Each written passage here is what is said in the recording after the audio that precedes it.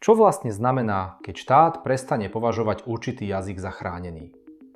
Je to iba administratívna zmena v zákonoch, alebo môže ísť o symbol oveľa väčšej spoločenskej a politickej premeny? Práve táto otázka sa objavila potom, čo ukrajinský prezident Volodymyr Zelenský podpísal zákon, ktorý ruší osobitnú ochranu ruštiny vyplývajúcu z Európskej charty regionálnych alebo menšinových jazykov. Ide o rozhodnutie, ktoré vyvolalo rozdielne reakcie doma aj v zahraničí a ktoré sa dotýka témy identity, histórie, bezpečnosti aj budúceho smerovania krajiny. Na prvý pohľad môže ísť o pomerne technickú právnu otázku. V skutočnosti však status ruského jazyka patrí medzi najdiskutovanejšie témy ukrajinskej politiky už celé 10 ročia. Aby sme pochopili význam súčasného rozhodnutia, je potrebné pozrieť sa na širší historický kontext. Ukrajina bola po stáročia súčasťou rôznych štátnych útvarov a veľkú časť moderných dejín strávila v rámci Ruského impéria a neskôr Sovietskeho zväzu. Počas tohto obdobia získala ruština mimoriadne silné postavenie v štátnej správe, školstve, armáde aj kultúre.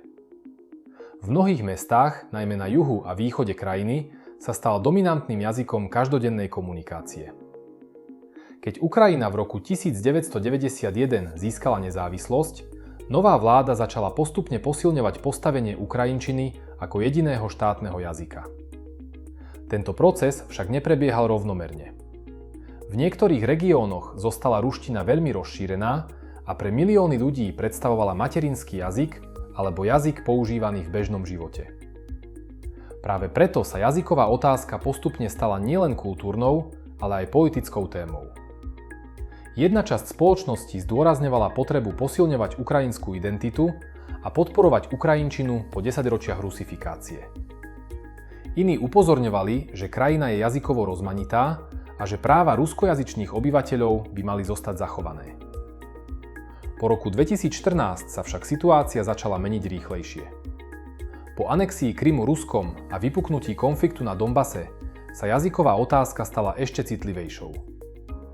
Ruské vedenie opakovane tvrdilo, že ruskojazyčné obyvateľstvo na Ukrajine potrebuje ochranu. Ukrajinské vlády naopak argumentovali, že Moskva jazykovú tému využíva ako politický nástroj na presadzovanie svojich záujmov. Práve tu sa objavujú dva zásadne odlišné pohľady na dnešné rozhodnutie. Podporovatelia zákona tvrdia, že ide o logický krok v čase pokračujúceho konfliktu medzi Ukrajinou a Ruskom. Podľa nich nie je bežné, aby jazyk krajiny, ktorá vedie vojenský konflikt proti inému štátu, naďalej využíval špeciálne ochranné mechanizmy určené pre menšinové jazyky. Predstavitelia ukrajinskej vlády hovoria o ochrane informačného priestoru, posilňovaní národnej identity a odstraňovaní pozostatkov ruského vplyvu. Predseda parlamentu Ruslan Stefančuk označil rozhodnutie za otázku dôstojnosti, spravodlivosti a jazykovej bezpečnosti krajiny. Na druhej strane existujú aj kritické hlasy. Niektorí pozorovatelia upozorňujú, že milióny ukrajinských občanov používajú ruštinu v každodennom živote bez ohľadu na svoje politické názory. Podľa tejto argumentácie by sa mala jasne oddeľovať jazyková identita obyvateľov od krokov ruskej vlády. Kritici sa preto pýtajú, či podobné opatrenia nemôžu viesť k ďalšiemu prehlbovaniu vnútorných spoločenských rozdielov. Je však dôležité zdôrazniť jednu vec.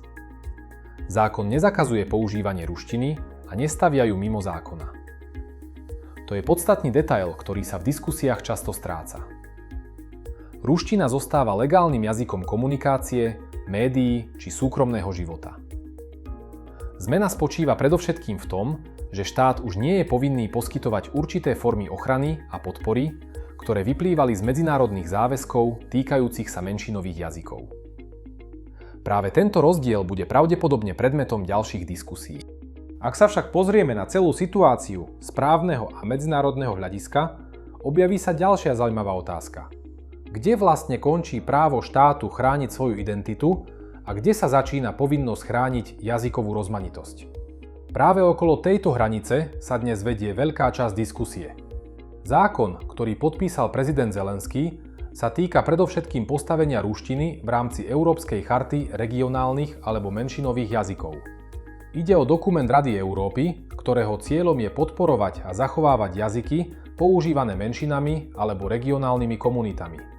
V mnohých európskych krajinách sa na základe tejto charty poskytuje určitá podpora vzdelávaniu, kultúre alebo verejným službám v menšinových jazykoch.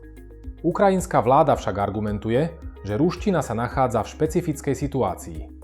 Nejde podľa nej o ohrozený jazyk, ani o jazyk, ktorému by hrozil zánik.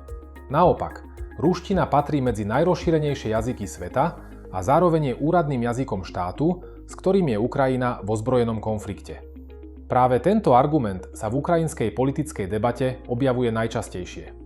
Niektorí odborníci na medzinárodné právo upozorňujú, že členské štáty majú určitý priestor na rozhodovanie o tom, ako budú jednotlivé ustanovenia charty uplatňovať. Zároveň však existujú názory, že každé obmedzenie ochrany jazykov by malo byť dôkladne vysvetlené a starostlivo vyvážené, aby nevznikali pochybnosti o rešpektovaní práv občanov. Zaujímavé je aj to, ako sa zmenila samotná jazyková realita na Ukrajine od roku 2022. Podľa viacerých sociologických prieskumov začalo po ruskej invázii viac ľudí používať ukrajinčinu aj v oblastiach, kde predtým dominovala ruština. Časť obyvateľov tento prechod opisuje ako vedomé rozhodnutie zdôrazniť svoju príslušnosť k ukrajinskému štátu. Iní hovoria skôr o prirodzenej reakcii na vojnové udalosti. Zároveň však zostáva pravdou, že milióny občanov naďalej používajú ruštinu doma, medzi priateľmi alebo v každodennom živote. To ukazuje, že jazyková situácia na Ukrajine je oveľa zložitejšia, než sa niekedy prezentuje v politických vyhláseniach. Nejde o jednoduché rozdelenie na dva tábory, ale o spoločnosť, v ktorej mnoho ľudí ovláda oba jazyky a bežne medzi nimi prechádza.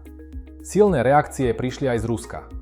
Hovorkyňa ruského ministerstva zahraničných vecí Maria Zacharovová označila rozhodnutie za dôkaz diskriminácie ruskojazyčného obyvateľstva. Treba však zdôrazniť, že ide o stanovisko ruskej vlády. Ukrajinské vedenie tieto obvinenia odmieta a tvrdí, že zákon nie je namierený proti občanom hovoriacim po rusky, ale proti špeciálnemu postaveniu, ktoré podľa Kyjeva už nezodpovedá súčasnej situácii. Práve tu sa stretávajú dve úplne odlišné interpretácie tej istej udalosti. Jedna strana hovorí o ochrane štátu, identity a bezpečnosti. Druhá strana tvrdí, že ide o obmedzovanie práv ruskojazyčných komunít. Definitívne posúdenie týchto argumentov nie je jednoduché a bude predmetom diskusí ešte dlhý čas. Z môjho pohľadu je zaujímavé najmä to, že táto téma ďaleko presahuje samotný jazyk. V skutočnosti ide o otázku toho, akú podobu bude mať ukrajinská spoločnosť po skončení vojny a ako bude definovať svoju identitu v nasledujúcich desaťročiach. Jazyk sa v tomto prípade stáva symbolom širších zmien, ktoré krajina prežíva. Ak sa pozrieme na vývoj posledných rokov, vidíme postupné posilňovanie ukrajinčiny vo verejnom priestore, médiách, školstve aj kultúre.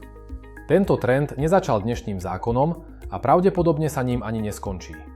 Súčasné rozhodnutie možno skôr vnímať ako ďalší krok v procese, ktorý prebieha už dlhšie.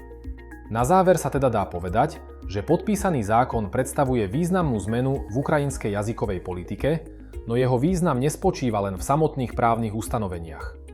Odráža širšie spoločenské, historické a geopolitické procesy, ktoré formujú dnešnú Ukrajinu. Pre jedných ide o prirodzené posilňovanie národnej identity v čase vojny. Pre iných o krok, ktorý vyvoláva otázky týkajúce sa jazykových práv a budúcej spoločenskej súdržnosti. Jedno sa však zdá byť pomerne isté. Diskusia o postavení ruštiny na Ukrajine sa týmto rozhodnutím nekončí. Práve naopak, vzhľadom na historický význam tejto témy a pokračujúce napätie medzi Kyjevom a Moskvou bude pravdepodobne ešte dlho súčasťou domácich aj medzinárodných debát. A možno práve preto nejde iba o jazykový zákon. Ide aj o otázku toho, ako sa krajina rozhodla definovať samu seba v období jednej z najväčších skúšok svojej modernej histórie.